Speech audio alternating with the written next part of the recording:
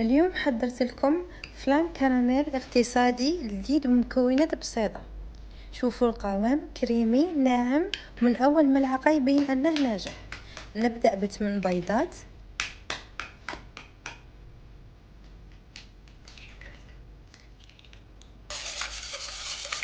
ضيف لها 8 ملاعق كبيرة سكر، نخلط جيدا.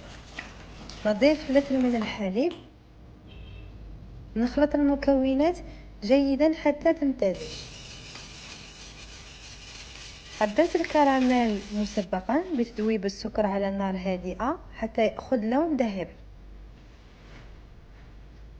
نسكب الخليط في القالب ونضعه في الفرن في حمام مائي حتى يتماسك وينضج.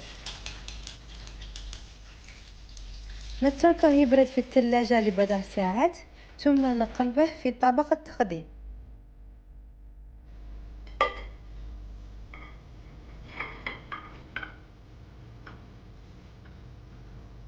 النتيجة فلان كراميل ناعم وكريمي ويدوب في الفم.